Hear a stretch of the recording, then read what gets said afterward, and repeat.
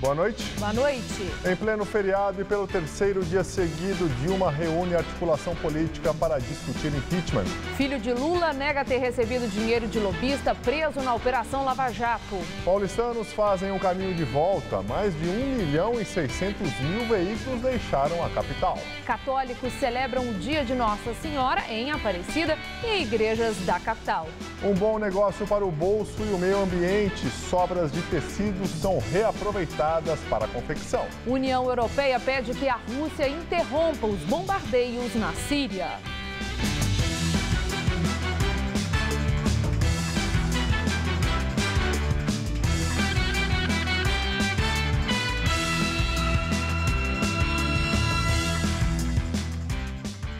Neste 12 de outubro, milhares de fiéis estiveram em Aparecida, no interior de São Paulo, no dia de Nossa Senhora Aparecida. A primeira celebração começou às 9 horas e reuniu cerca de 35.000 fiéis, segundo os organizadores. Dom Murilo Krieger, vice-presidente da Conferência Nacional dos Bispos do Brasil, presidiu a missa porque Dom Raimundo Damasceno, arcebispo de Aparecida, está no Vaticano para o Sínodo. Um dos momentos mais emocionantes foi a entrada da imagem de Nossa Senhora Aparecida no templo lotado.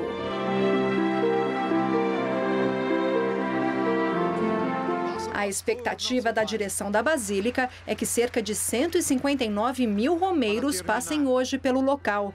De acordo com a programação, a última missa começa às 7 horas. E centenas de fiéis comemoram o dia de Nossa Senhora Aparecida em igrejas dedicadas à padroeira do Brasil, que ficam aqui na capital paulista.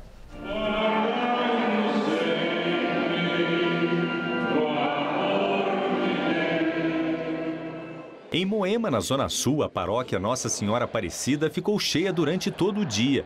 As missas começaram às 7 da manhã e devotos vieram agradecer e renovar os pedidos. São muitas graças atendidas. Para minha família, sim. Para mim, minha família toda. A última minha foi agora que eu bebia muito. E graças a Deus estou livre da bebida. As primeiras manifestações e milagres atribuídos à imagem da Senhora Aparecida são imagens exatamente nesse sentido, de justiça, de libertação, né, de igualdade, vamos colocar nesses termos. Nos intervalos das missas, a imagem ficou exposta fora da igreja. Os comerciantes que ficam na praça também receberam as bênçãos.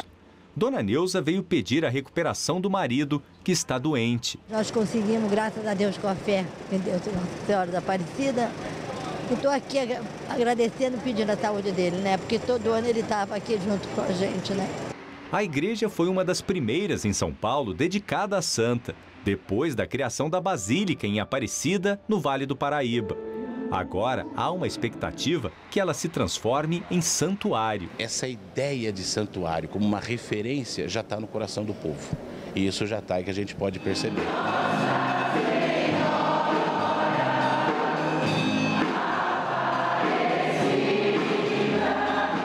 Na paróquia de Nossa Senhora Aparecida, na Vila Arapuá, na região do Ipiranga, o dia foi também de muita festividade. A missa reuniu fiéis de várias comunidades religiosas. Na missa, jovens encenaram o momento em que a imagem de Aparecida foi encontrada por pescadores nas águas do rio Paraíba do Sul, no interior de São Paulo.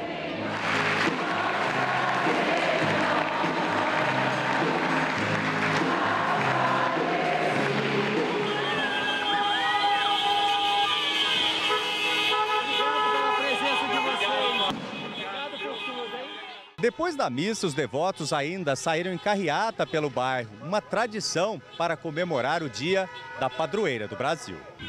Pelas ruas, fiéis receberam as bênçãos do padre e, no final, os carros também foram abençoados. De fato, é um testemunho que nós procuramos dar do amor que nós temos por Jesus Cristo e do quanto Maria nos ensina a ter esse amor. Maria, cheia de graça. Da graça de ser Maria. Se não fosse a tua graça, que graça a nossa vida teria? Nem sempre quem mora em São Paulo tem a oportunidade de aproveitar a natureza na cidade. Por isso, quem não foi viajar aliviou o estresse do dia a dia nos parques da capital. Feriado no parque é dia de churrasco e pela estrutura tem carne para um batalhão. Umas 12 famílias. Tem um lado do meu marido e o lado da minha família, né, do meus lados. Então tem 2 lados, ainda amigos ainda. Essa família veio de Salto, no interior de São Paulo, para passar o feriado no parque. Nós temos também muitas coisas bonitas lá, mas São Paulo também tem muitas coisas que dá ainda para curtir e divertir. Mas tem quem prefira um piquenique ali mesmo, na grama. Se preparou assim, foi de imediato. Vamos levar umas frutinhas, uns comes e bebes, né? Algo que não pode faltar. Quem não viajou teve bons motivos para ficar na capital. O Parque Ecológico do Tietê, na Zona Leste, ficou lotado. Gente disposta a se movimentar ou simplesmente descansar na rede. É muito bom. A gente essa correria do dia a dia que a gente trabalha, isso aqui é um momento especial. A gente vem com a família, descansar e curtir, né? Outra ótima opção de lazer neste feriadão prolongado é o Horto Florestal, aqui na região da Cantareira, na zona norte de São Paulo. Este daqui é o espaço dedicado para as crianças. Elas e também os pais encontraram várias opções para se divertir neste feriado.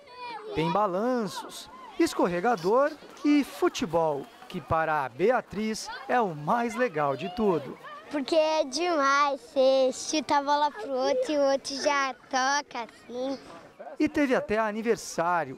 O Miguel completou 1 aninho. As crianças soltas, brincando no parquinho. Ar puro. Pois é. Dona Sebastiana veio do Rio de Janeiro e adorou o feriado, sem praia. Tem muito arrastão, né? E tudo que você quer hoje em dia é paz, tranquilidade. Já para o David não teve moleza. O parque virou local de treino para a próxima luta. Suor e muito esforço físico aí para poder chegar ao objetivo, né? Só que a maioria não parece querer voltar tão cedo à rotina. Amo o Horto, amo a Cantareira. É o meu lugar no mundo.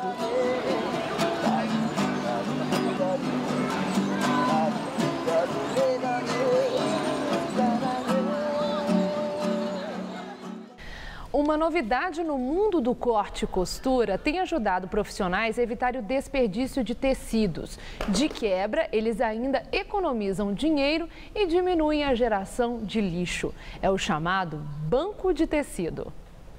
Lembra um quebra-cabeça, mas é corte e costura mesmo. Cada molde é colocado lado a lado, bem pertinho, para só depois cortar. O intuito é os encaixes não desperdiçar tecido, desperdiçar o mínimo possível. Imagine que a Francis costura há 15 anos e mesmo tentando evitar o desperdício, a cada 2 semanas, olha só o que sobra de tecidos que não tem nenhuma utilidade mais aqui na oficina dela.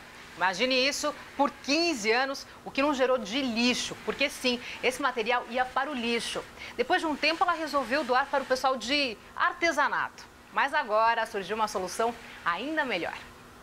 A resposta está aqui, nessa casa na Vila Leopoldina, na zona oeste de São Paulo, que funciona como uma central para tecidos de reuso, tecidos que sobraram de cenógrafos, do pessoal de teatro, de TV, de cinema, de indústrias, pequenas confecções, estão aqui para trocas com outras pessoas interessadas.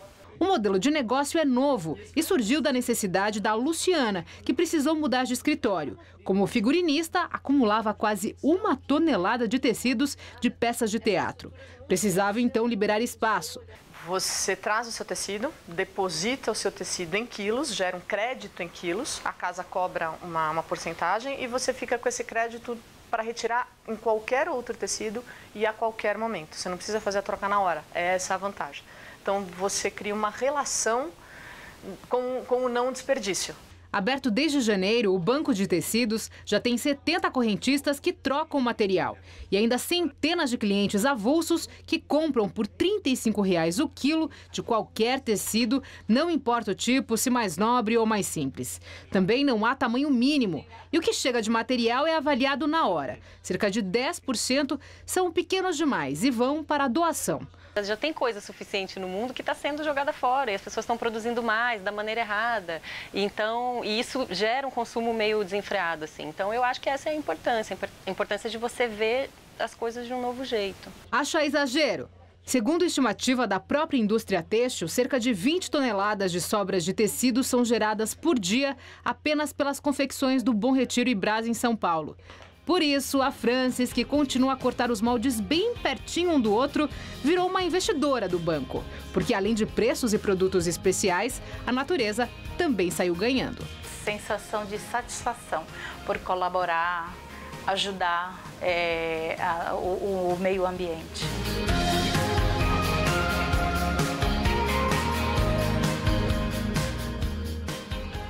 Em pleno feriado e pelo terceiro dia consecutivo, a presidente Dilma Rousseff reuniu o comando da sua articulação política para discutir a estratégia contra o pedido de impeachment encampado pela oposição. O documento foi apresentado pelos juristas Hélio Bicudo e Miguel Reale Júnior. E existe a expectativa de uma definição sobre seu andamento esta semana. Pela manhã, estiveram com Dilma no Palácio da Alvorada os ministros Jacques Wagner, Ricardo Berzolini e José Eduardo Cardoso, além do assessor especial Gilles Azevedo. No fim da tarde, Berzolini convocou uma reunião com os líderes da base aliada. O governo montou uma equipe de advogados e juristas para defender o mandato de Dilma, podendo inclusive recorrer ao Supremo Tribunal Federal. E agora o comentário de Josias de Souza, direto de Brasília. Dilma Rousseff está numa enrascada. Vai se aproximando o final do ano e a presidente não conseguiu estruturar nada que se pareça com uma solução para a crise econômica. Dilma continua acorrentada a uma agenda em que se misturam o desemprego, a inflação e a recessão. E Dilma resolveu mudar de assunto. Ela agora se dedica em tempo integral ao impeachment. Convencida de que Eduardo Cunha vai colocar para funcionar a engrenagem do impeachment, Dilma gasta toda a sua energia para evitar a própria queda.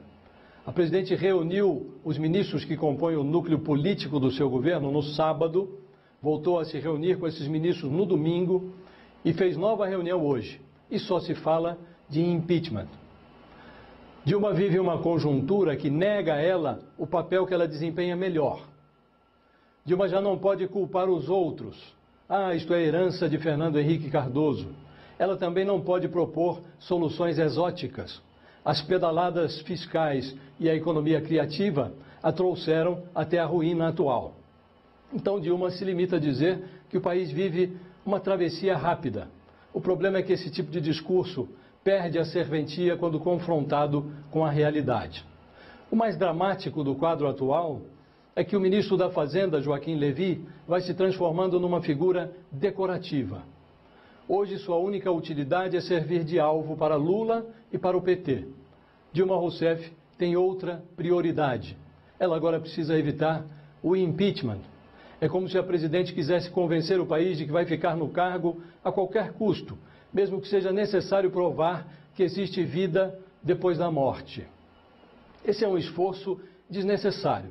O brasileiro não só acredita que existe vida depois da morte, como está convencido de que Dilma Rousseff já está vivendo nesse estágio. Boa noite. A defesa de Fábio Luiz Lula da Silva, filho do ex-presidente Lula, nega que ele tenha recebido qualquer valor de Fernando Baiano.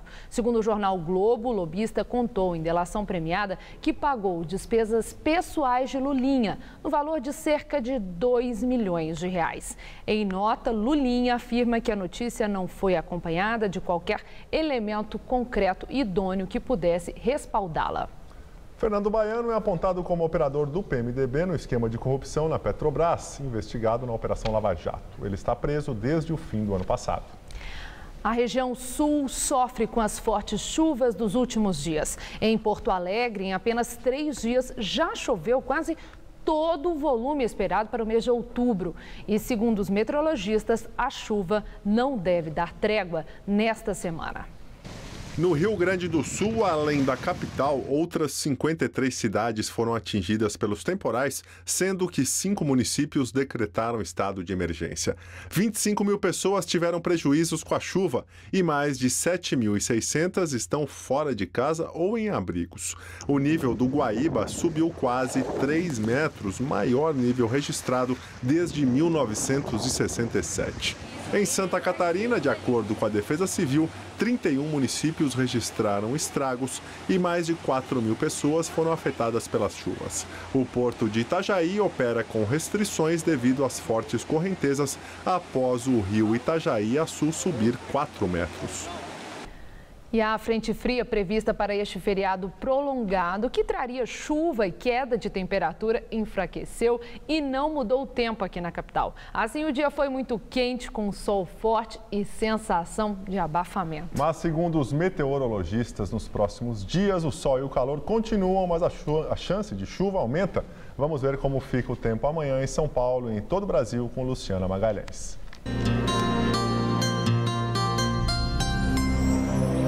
Os moradores de Santa Catarina e do Rio Grande do Sul, que tanto sofrem com as fortes chuvas, devem ter uma trégua amanhã. A terça-feira será de tempo firme nos 2 estados, mas infelizmente essa trégua dura pouco, pois na quarta-feira são esperados temporais para a região.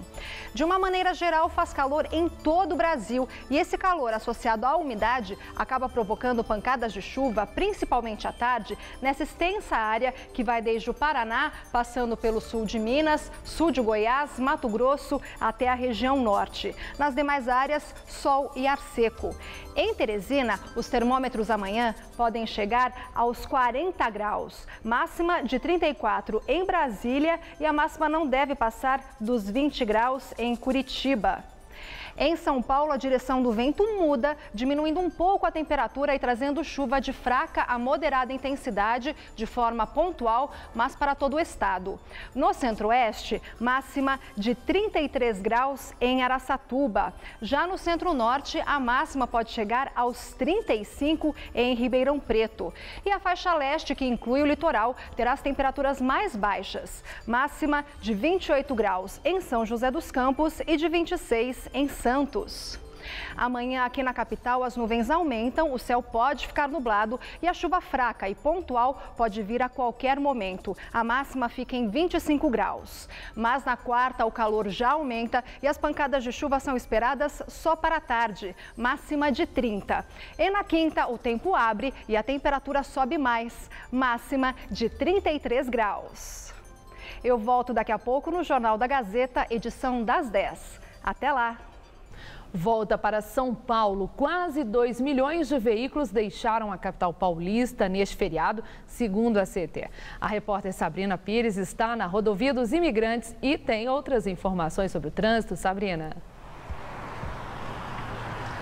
Estela, olha, para quem está na praia ainda, essa é uma boa hora para voltar para São Paulo.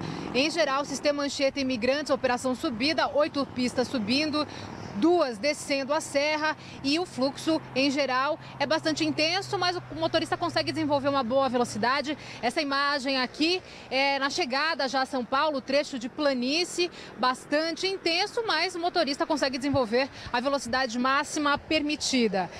Tem alguns trechos com um movimento um pouco mais carregado, por exemplo, como nós temos na imagem do quilômetro 43, trânsito bem carregado no sentido de São Paulo, anda devagar, mas o motorista consegue ainda andar, não precisa ficar parado em nenhum ponto. Na Anchieta, no quilômetro 55, próximo ao trevo de Cubatão, o trânsito também é intenso, mas o motorista consegue fazer uma boa viagem. E aí, mudando já para o interior, no quilômetro 19, nós temos a imagem da Ayrton Senna, também sentido capital paulista, trânsito carregado, mas sem pontos de parada. O motorista, portanto, pode começar a fazer uma boa viagem agora, se deixar tanto o litoral quanto o interior. Tem alguns trechos mais próximos das cidades que aí o motorista precisa reduzir um pouquinho a velocidade, mas não há nenhum registro de acidente grave, pelo menos por enquanto, e também a visibilidade é ótima, pode fazer uma boa viagem depois desse dia de sol. Voltamos ao estúdio. Muito obrigada, Sabrina, pelas suas informações. E no centro de São Paulo, uma instituição filosófica reúne uma das maiores bibliotecas esotéricas do Brasil.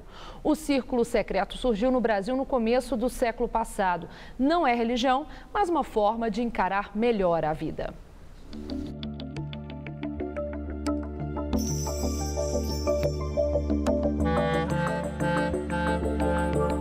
É difícil não se impressionar com a beleza do interior. Os detalhes são todos feitos em folhas de ouro. Tudo isso para que a sede fique à altura da história deste local. Desde 1909, o Templo do Círculo Esotérico da Comunhão do Pensamento é ponto de referência no centro de São Paulo. O fundador Antônio Olívio Rodrigues, português, veio ao Brasil em 1890, mas só em 1925 construiu a sede, que passou por uma reforma em 2009, quando a instituição completou 100 anos. O Círculo Esotérico é uma instituição espiritualista, a primeira a ser criada no Brasil. O objetivo do Círculo é a transformação do ser humano, despertar do poder latente que tem em cada pessoa, né? A sede aqui do Círculo Esotérico já é considerado pelo Condefat como patrimônio histórico da cidade de São Paulo. Mas a riqueza não está só na obra, não. Está também nessas estantes. São 13 mil livros só de esoterismo, um dos maiores acervos do Brasil desse gênero. Aqui, tem livros raríssimos do início do século passado. Inclusive uma das primeiras edições do livro de instruções do Círculo. É uma síntese de tudo que é ensinado aqui dentro. O lema que a gente tem são os 4 pilares, né? Que é harmonia, amor, verdade e justiça. A Dona Clyde segue esses ensinamentos há 31 anos, desde que se filiou ao Círculo. Mas a história dela com a doutrina começou antes, quando ela ganhou um livro de instruções da sogra, gostou e decidiu se guiar por ele. Aconteceram coisas que as pessoas chamam de milagres, mas na minha vida muita coisa. Mas os afiliados insistem. O Círculo Esotérico não é uma religião. Aceita gente de qualquer crença para fazer bem à alma. E convenhamos, com um templo desses, faz bem aos olhos também.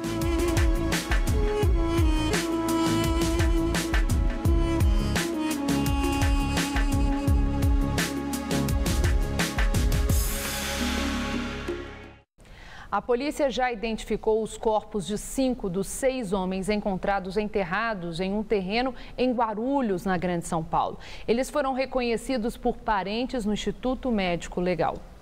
3 vítimas eram da mesma família e tinham entre 18 e 25 anos. Os parentes afirmaram que eles haviam desaparecido há uma semana. A polícia investiga se os assassinatos têm ligação com a morte de uma mulher envolvida com o tráfico de drogas em Guarulhos.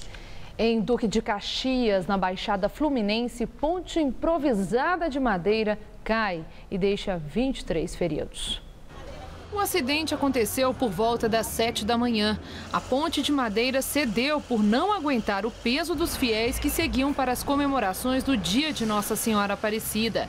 Segundo testemunhas, pelo menos 30 pessoas caíram no Rio do Pilar.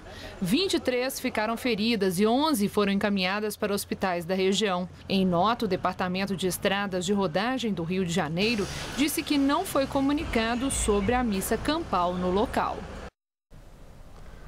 Uma exposição aberta hoje aqui em São Paulo traz obras hiperrealistas da artista australiana Patricia Piccinini. Entre as esculturas, criaturas esquisitas que nos ajudam a refletir sobre a nossa existência. Um abraço improvável, porém carinhoso, entre uma garotinha e uma criatura que talvez nem mesmo ela saiba o que seria. Eu achei linda, mostra a inocência da criança, a forma como ela se entrega ao desconhecido, ela confia. Olhando atentamente, o público nota que este garoto também não é 100% humano. Já este outro menino dorme tranquilamente junto a uma criatura que causaria repulsa. E esta garotinha, toda coberta de pelos, acalenta com doçura outro ser bem esquisito. E o que dizer de uma flor com pelos? A da flor é bastante perturbadora, assim, fiquei muito tempo olhando para ela. Algumas obras propõem uma reflexão interessante sobre a nossa origem. O nascimento, por exemplo, do Homo sapiens. Aqui, a artista retratou uma babuína, uma espécie de macaca bem distante do estágio atual da espécie humana, segurando e amamentando um bebezinho. Ou esse macaco, na época, já estava evoluído e alimentava já do Homo sapiens, né? Ou é a evolução dele mesmo. Vai saber. Vai saber. Segundo a criadora, a australiana Patrícia Piccinini, algumas pessoas acham grotesco logo de cara porque não sabem do que se trata, mas ao mesmo tempo se emocionam. A arte move as pessoas, ela diz. The work moves people. Pela fila na porta do local da exposição, vai ter muita gente querendo ver de perto esses seres tão reais e tão impensáveis. Meio espantoso, mas é tão rico em detalhes que você acaba ficando impressionado. Eu estou de boca aberta mesmo. Embora seja uma criatura fantasiosa, mas a impressão que se parece é que existe mesmo e que realmente é uma criatura que parece que viva, né? Se não tivesse parada, né?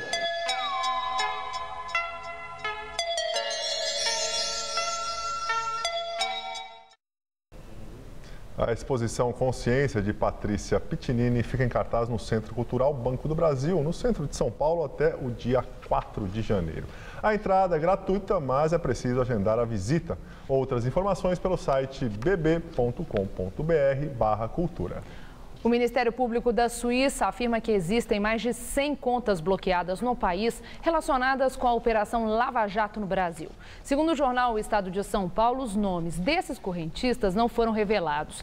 De acordo com as investigações, diversos operadores criaram uma rede complexa de empresas de fachada em paraísos fiscais e camuflaram seus nomes para dificultar a busca de informações. Essa movimentação poderia chegar a R$1 bilhão.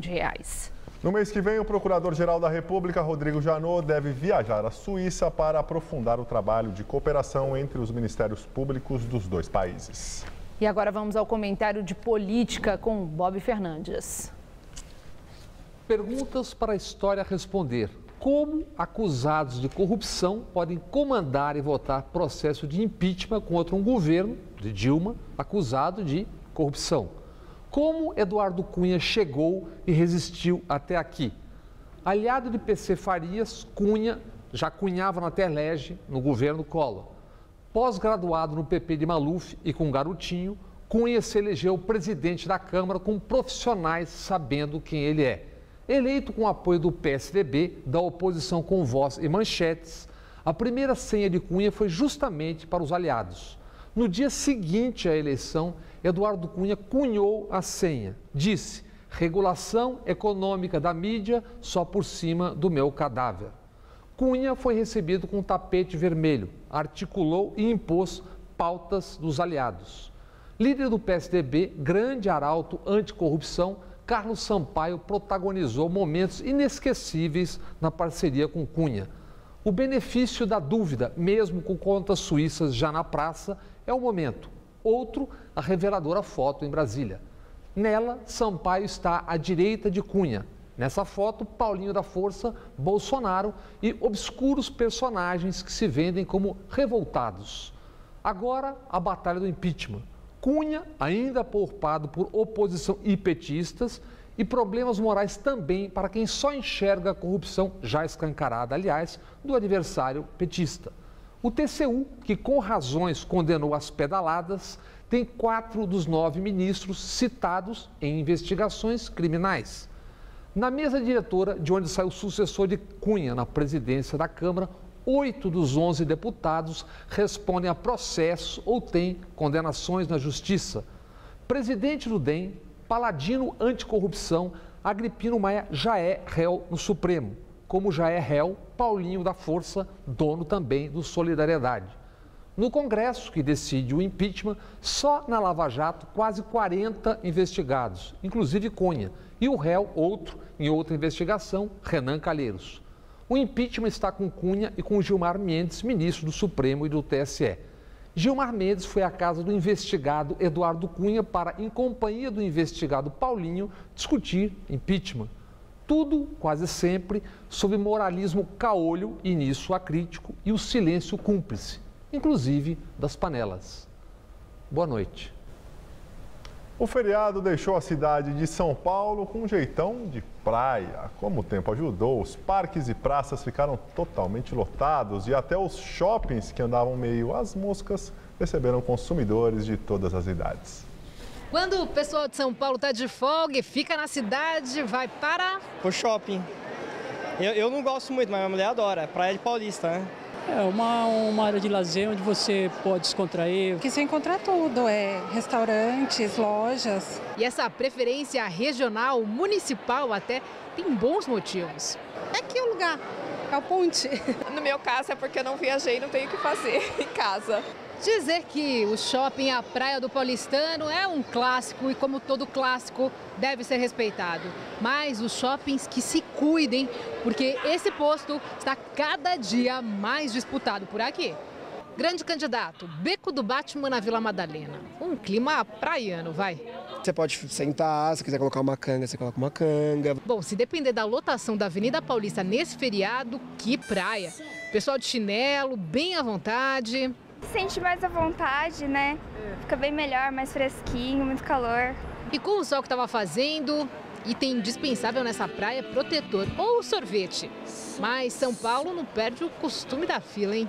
Quando você saiu de casa tem fila, não importa se é feriado, Natal, Ano Novo, qualquer data tem fila. Ok, a gente tem fila, não tem mar, mas tem música. E música dá boa para aproveitar de graça enquanto saboreia o sorvetinho. E nessa onda,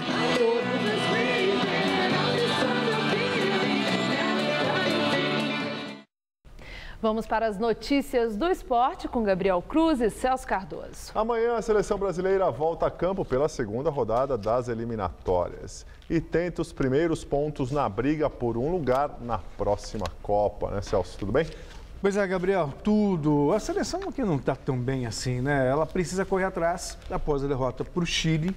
O jogo é amanhã às 10 da noite na Arena Castelão, em Fortaleza, contra a Venezuela. Os comandados de Dunga treinaram ontem no estádio Castelão, palco da partida de amanhã contra a Venezuela, e receberam o apoio de alguns torcedores no fim da atividade. Depois da Copa, já tendo a oportunidade de jogar novamente em casa aqui, né? Em Fortaleza, que sempre que a seleção vem é muito bem recebida. Né? A gente, infelizmente, não iniciamos bem a eliminatória com a derrota fora. Era difícil o jogo, tivemos alguns erros ali e custou caro pra gente. A esquadra Vinho Tinto é tido como um dos times mais fracos da América do Sul. Por isso, a ideia é marcar um gol logo no comecinho da partida. A gente sabe o quanto o futebol hoje é difícil, né? Todas as equipes são bem treinadas, né, hoje, então a gente sabe o quanto é difícil, né, fazer um gol no começo do jogo. Mas o importante eu acho que é saber que o futebol tem 90 minutos para jogar. O importante é não desesperar. Mas se o jogo de amanhã é contra a Venezuela, a derrota da última semana para o Chile foi muito comemorada pelos torcedores locais e ainda permanece viva nas respostas dos brasileiros. Para não ter que dar mais desculpas no decorrer dessa semana, Dunga planeja alterações no time titular. No treinamento de ontem, Lucas Moura foi testado no lugar de William. Ô Celso, o time do Brasil já está pressionado logo na segunda rodada das eliminatórias ou ainda essa pressão vai vir só lá para frente se os resultados não vierem? Não, está pressionado. Assim. É que o comando do futebol brasileiro está tão tumultuado que antes, se você tivesse, por exemplo, um presidente em exercício e ativo, aí você já poderia cogitar, olha, o Dunga está balançando no carro, mas o presidente da CBF está balançando. Ele não aparece em nenhuma reunião da FIFA, não acompanha a seleção não viaja nas viagens, tem medo de ser preso, né? Então, o Dunga está fazendo o que ele pode fazer para remodelar essa seleção. Eu acho que ele tem uma parcela de culpa, obviamente, mas também a gente não pode esquecer que essa geração do futebol brasileiro é uma geração muito aquém daquilo com o qual nos acostumamos. Mas você acha, Celso, porque todos os jogadores, ou a maioria deles que estão ali na seleção, estão em grandes times da Europa. Estão em grandes times da Europa, mas não são protagonistas, né? A gente tem o William, por exemplo, foi o melhor jogador contra o Chile, ponto. Sabe, qual é o principal jogador do Brasil? Neymar. Difícil você colocá-lo entre os 3 melhores do mundo. Que foi o que aconteceu, por exemplo, no passado, quando você tinha no mesmo time Ronaldinho Gaúcho, Rivaldo, Ronaldo, Kaká, jogadores, todos eles foram um dia melhor do mundo. Então vamos sofrer ainda. Ou melhores do mundo. E no São Paulo é grande a expectativa pela renúncia do presidente Carlos Miguel Aidar. O time segue treinando, mas o presidente deve anunciar que deixa o cargo amanhã. Pausa no noticiário político do São Paulo para falar do aniversário de Paulo Henrique Ganso. Bem que ele tentou sair de fininho, mas ganhou o tradicional presente do elenco. Essa é uma brincadeira que quando tem um aniversário a gente sempre faz, então a galera fica bem animada, fica até ansiosa pro dia do aniversário de alguém para que possa brincar. Então acho que é para mostrar que o grupo está bem, está com a cabeça dentro do campo, disposto a dar o melhor. Agora a gente está vivendo uma fase tão importante de reta final de 2 campeonatos, então acho que a gente está com um pensamento bem focado dentro de campo. Quem ganhou um presente também foi o volante Hudson. Com Doriva, ele está novamente no time titular. O Osório, esse negócio do rodízio também era um pouco diferente para a gente. Claro que agora com o Doriva não tem isso, a gente tem que agarrar a oportunidade da melhor maneira possível, tem que procurar fazer o melhor, porque se perder essa chance, vai ser mais difícil voltar do que seria com o Osório. A verdade é que diferente mesmo era o Osório, né? Diferente e fora do convencional é a crise política do São Paulo. Um clube acostumado a não expor os seus problemas internos tem agora um novo técnico que já trabalha para impedir que esse ambiente negativo contagie o elenco. Claro que a gente fica sabendo das coisas que estão acontecendo, a gente comenta, mas o nosso foco é completamente dentro de campo. Quando a gente entra para treinar ali ou quando tem qualquer jogo, o nosso foco é trazer a vitória. A eminente renúncia de Carlos Miguel Aidar pode ser o início do fim da maior crise política da história do clube. O Celso Adriano falou fim da crise política, mas quem assume lá é o Leco, né, que já foi diretor de futebol e que não é unanimidade no clube. Não, né? E que fazem parte da mesa. A gente não pode esquecer que eles estão se matando agora, mas quem lançou a candidatura do Carlos Miguel Aidar foi o Juvenal Juvencio. Eram todos ali no mesmo Todos, é claro, todos ali da mesma, digamos, plataforma política. Né? E agora, com a denúncia de desvio de dinheiro, de apropriação indébita, enfim, essa celeuma toda, a tendência realmente é eu digo tendência, porque por mais que ele tenha confidenciado a amigos que vai renunciar, é bom aguardar para ver, exatamente. Mas há um desgaste muito grande da imagem e passar por um processo de impeachment, muitas outras coisas podem surgir nesse meio, o que não interessa para ninguém. Então ele renuncia e só fica com a imagem realmente arranhada, mas o clube segue. A pausa por conta da data FIFA não foi o suficiente para o Corinthians acertar o time para o jogo contra o Goiás. O técnico Tite tem uma série de problemas para definir a equipe que joga quinta-feira, 7h30 da noite, na Arena Itaquera. Adenor. E é o colete para jogar. Bem que o Corinthians está precisando, apesar do discurso bonito. Acho que o grupo ganha campeonato, né? O time ganha jogo. Não está nada fácil para o professor Tite escalar o Corinthians para o compromisso de quinta-feira contra o Goiás pelo Campeonato Brasileiro em Itaquera. 3 titulares da equipe dele estão na seleção, casos de Elias, Gil e Renato Augusto. Outros 3 no departamento médico, o Wendel, Fagner e Bruno Henrique, além do Felipe, suspenso. Edu Dracena e Iago formaram a dupla de zaga no treinamento de hoje, com Edilson e Arana nas laterais, Cássio no gol, Ralf, Rodriguinho, Danilo e Jadson no meio, Malcom e Wagner Love no ataque. Material humano mais do que suficiente para passar o carro em casa no Goiás, que anda perambulando pela zona do rebaixamento. Esses pontos com certeza vão fazer falta se a gente perder. Mas eu acho que o mais importante é que a gente está entrando dentro de campo respeitando todos os adversários, independente qual é o adversário. E por isso que o Corinthians está tendo esse sucesso, esse êxito até nesse momento. E o Palmeiras joga na quarta-feira. Palmeiras que terá modificações na escalação para enfrentar a Ponte Preta. O garotinho teve o dia das crianças que sonhava. O contato com os ídolos do Palmeiras era tudo que ele queria. Com o zagueiro Vitor Hugo, foi ainda mais especial.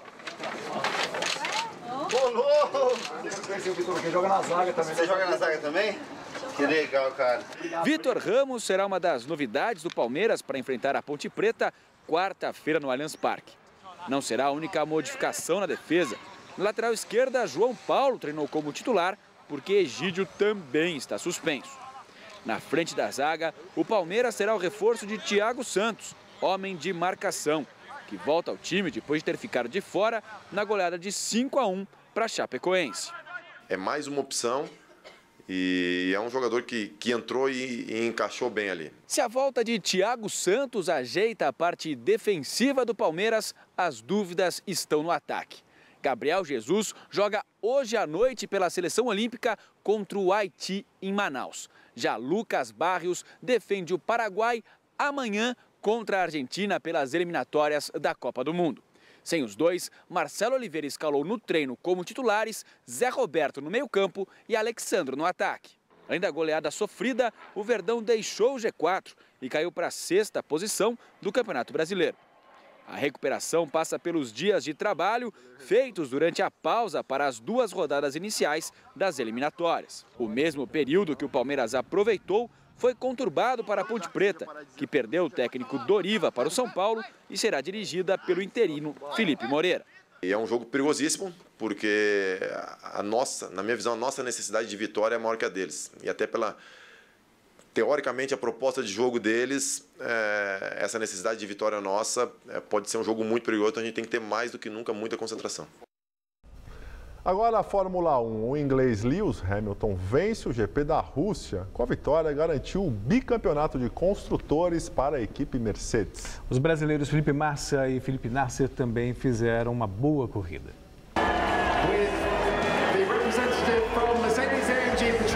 Em segundo lugar ficou o alemão Sebastian Vettel, da Ferrari. E pela Force India, o mexicano Sérgio Pérez completou o pódio, chegando em terceiro.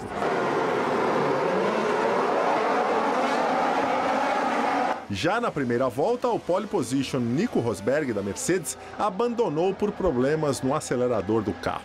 Os pilotos brasileiros foram beneficiados com a colisão de Valtteri Bottas e Kimi Raikkonen. Felipe Massa conquistou o 4º lugar pela Williams e Felipe Nasser, da Sauber, foi o 6º colocado. Com 42 vitórias na carreira, Lewis Hamilton lidera o campeonato de pilotos, seguido de Sebastian Vettel, da Ferrari, e em terceiro lugar, o companheiro de equipe de Lewis, Nico Rosberg. Nada tira o título do inglês, não. Agora, a gente sempre comenta que o Massa não dá sorte, é azarado. Dessa vez não pode reclamar, não, né? Dessa vez o destino abriu um sorriso desse tamanho para ele. Foi um 4º lugar que caiu do céu. Mas ele merece. Valeu, Celso. Boa noite. Tchau, tchau. Até amanhã. Estela, com você? Um aplicativo criado por um deficiente visual tem ajudado outras pessoas com problemas de visão a pegar ônibus em São Paulo. O companheiro virtual dá dicas de caminhos e horários e ainda proporciona mais liberdade ao deficiente. Quem nunca teve problema para enxergar o itinerário do ônibus quando ele vai se aproximando do ponto? Se para nós já existe essa dificuldade, imagine então a situação para quem tem deficiência visual. Luiz Eduardo Porto sabe muito bem como é isso. Muitas vezes eu fico mais de 40 minutos no ponto de ônibus esperando os ônibus. E muitas vezes não tem ninguém para me auxiliar. Então o que eu tenho que fazer? Eu tenho que parar todos os ônibus que estão passando. Luiz perdeu a visão aos 23 anos. E não é que transformou a dificuldade numa ideia criativa e que pode resolver esse problema. Ele criou um aplicativo para celular que traz as informações de todas as linhas de ônibus de São Paulo. Usando um dispositivo de voz, o aplicativo indica, por exemplo, o horário de chegada do veículo no ponto. Vamos pensar assim, eu ficar 40 minutos no ponto de ônibus sem saber se o ônibus está vindo ou não, e agora eu ficar 2 minutos no ponto de ônibus, é uma grande diferença e um aumento gigante na qualidade de vida da gente. A ferramenta foi desenvolvida em parceria com uma empresa que busca soluções para a mobilidade urbana e que já tinha o serviço de informação das linhas. Aí, foi só adaptar os comandos aos deficientes visuais. Por exemplo, vai sair do trabalho às 8 horas, ele já pode ver, sabe que o ponto é um pouquinho perigoso, ele já vê o horário exatamente que o ônibus vai chegar, e aí ele sai do trabalho tranquilo e espera pouco no ponto de parada. André resolveu experimentar a novidade. Ele também perdeu a visão quando tinha 20 anos. Em São Paulo, as pessoas, sim, são muito solistas. Existe muito mais gente para ajudar do que qualquer outro tipo.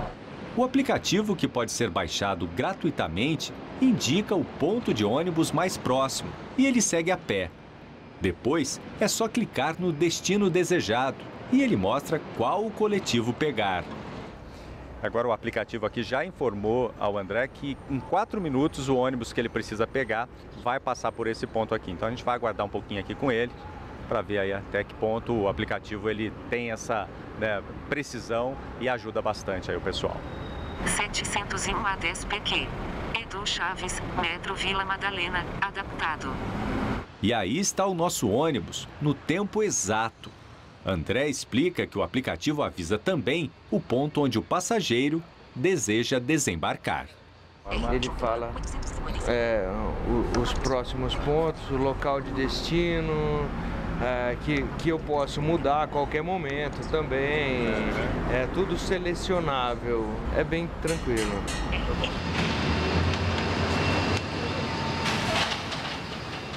A seguir, a União Europeia pede que Rússia pare imediatamente de bombardear a Síria. Novo ataque à faca em Jerusalém.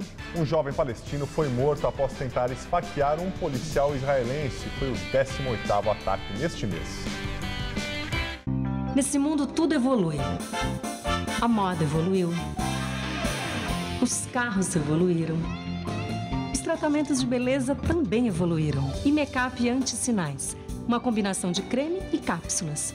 O creme atinge as camadas mais profundas da pele e as cápsulas agem onde os cremes não chegam. Resultado? Com o Imecap anti-sinais, os sinais da idade não aparecem. Imecap anti-sinais. A evolução no tratamento de beleza. Alicate.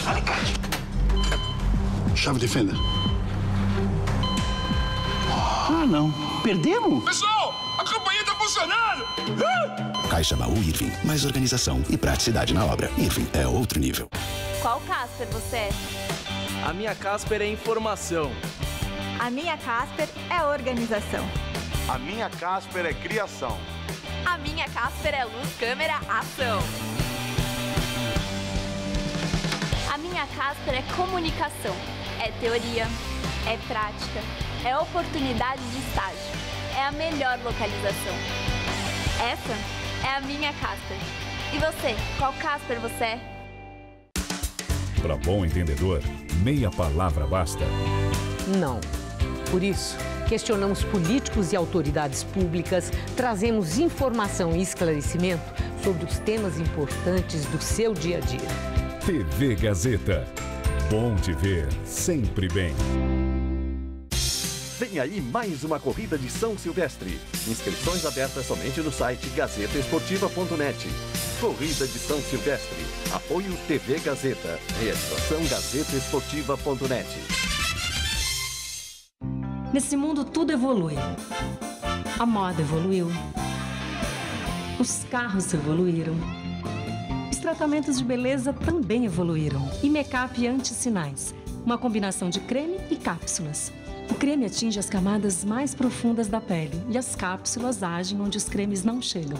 Resultado? Com o Imecap anti-sinais, os sinais da idade não aparecem. Imecap anti-sinais. A evolução no tratamento de beleza.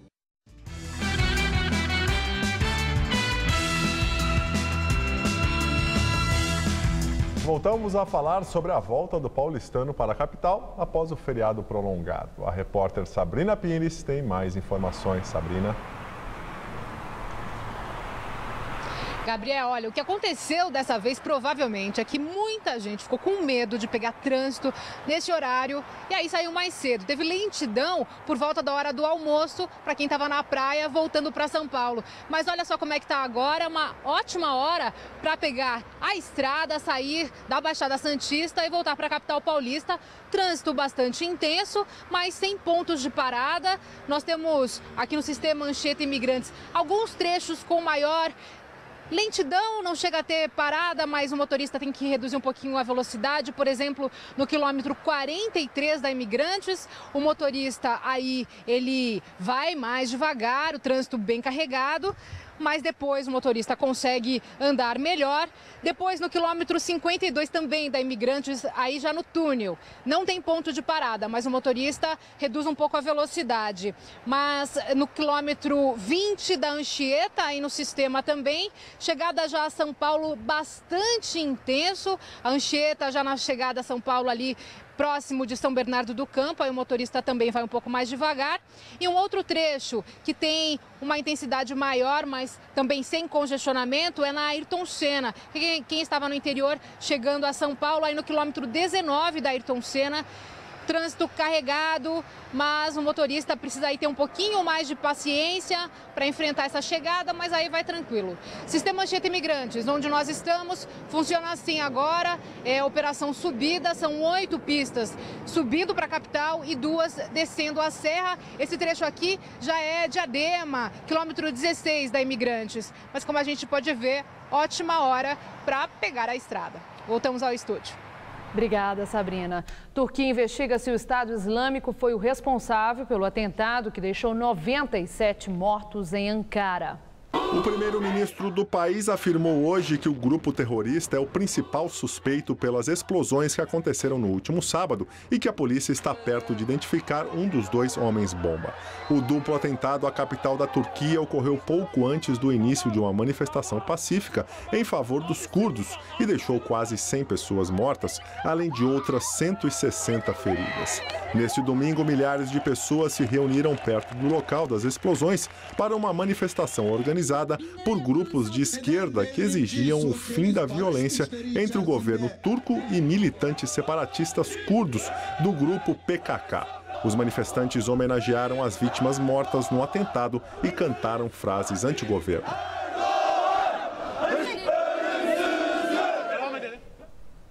Tensão em Israel após mais um ataque à faca em Jerusalém. O desta segunda-feira aconteceu no centro histórico. Um jovem palestino tentou esfaquear um policial que estava usando um colete à prova de balas e não se feriu. O agressor foi morto a tiros. No sábado, foram 2 ataques. No primeiro, um jovem de 16 anos feriu 2 homens judeus e tentou esfaquear um policial, mas foi morto pela polícia. No outro ataque, um rapaz de 19 anos esfaqueou 2 guardas antes de ser morto. Desde 3 de outubro foram registrados 18 ataques a facas de palestinos contra israelenses. 25 palestinos já foram mortos por forças de Israel. Hoje, os palestinos convocaram greve geral na Cisjordânia e em Gaza. União Europeia pede que a Rússia cesse imediatamente bombardeios contra a Síria. Durante uma reunião hoje em Luxemburgo, os 28 ministros das relações exteriores do bloco disseram que as recentes operações militares russas são fonte de uma profunda preocupação e, por isso, os ataques devem cessar imediatamente.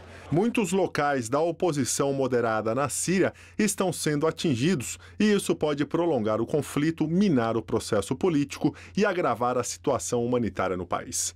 O comunicado foi feito após a Rússia ter anunciado que realizou 55 missões na Síria em 24 horas. Os russos afirmam que destruíram centros de comando, campos de treinamentos, armazéns de munições, além de outras posições do Estado Islâmico na Síria. Também hoje o governo dos Estados Unidos confirmou ter enviado 50 toneladas de armamento a grupos rebeldes na Síria. De acordo com as autoridades americanas, o objetivo é reforçar as forças contrárias à facção extremista Estado Islâmico. O Prêmio Nobel de Economia foi para o professor da Universidade de Princeton, Angus Deaton. Os estudos dele sobre consumo, bem-estar e pobreza têm ajudado vários governos na implantação de políticas públicas. O anúncio foi feito hoje em Estocolmo, na Suécia. Deaton é cidadão britânico e norte-americano. Nasceu em Edimburgo, na Escócia, e está com 70 anos. O professor é PhD em Economia pela Universidade de Cambridge, no Reino Unido, e dá aulas de Economia e Relações Internacionais na Universidade de Princeton, nos Estados Unidos. O Nobel de Economia tem uma recompensa de 8 milhões de coroas suecas, cerca de 950 mil dólares, o equivalente a mais de 3 milhões de reais. O trabalho premiado é baseado em como os consumidores distribuem seus gastos e visa analisar melhor o bem-estar e a pobreza. A agência de classificação de risco Standard & Poor's rebaixou hoje a nota de crédito da Volkswagen. A fabricante alemã está envolvida em um escândalo após admitir a manipulação de softwares para falsificação de dados de emissões de poluentes de carros movidos a diesel. A nota da Volkswagen foi rebaixada em um nível de A para A-. Mesmo assim, a gigante alemã continua com um grau de investimento de alta qualidade e baixo risco. A Standard & Poor's colocou ainda o rating da companhia em perspectiva negativa, o que significa que a empresa pode voltar a ser rebaixada em 1 ou 2 graus em um futuro próximo. A Volkswagen reconheceu ter instalado em 11 milhões de veículos a diesel um sistema informatizado de falsificação de dados de emissões de poluentes. A fraude resultou na renúncia do presidente da companhia. O Jornal da Gazeta termina aqui. Essas foram nossas principais notícias. Em pleno feriado e pelo terceiro dia seguido, Dilma reúne a articulação política para discutir impeachment. Filho de Lula nega ter recebido dinheiro de lobista preso na Operação Lava Jato. Paulistanos fazem um caminho de volta. Mais de 1.600.000 veículos deixaram a capital. Católicos celebram o dia de Nossa Senhora em Aparecida em igrejas da capital. Um bom negócio para o bolso e o meio ambiente. Sobras de tecidos são reaproveitadas para a confecção. União Europeia pede que a Rússia interrompa os bombardeios na Síria. A edição de hoje pode ser vista no site do Jornal da Gazeta. A gente volta com mais notícias em nossa edição das 10. Até já. A gente se vê às 10 horas. Até lá.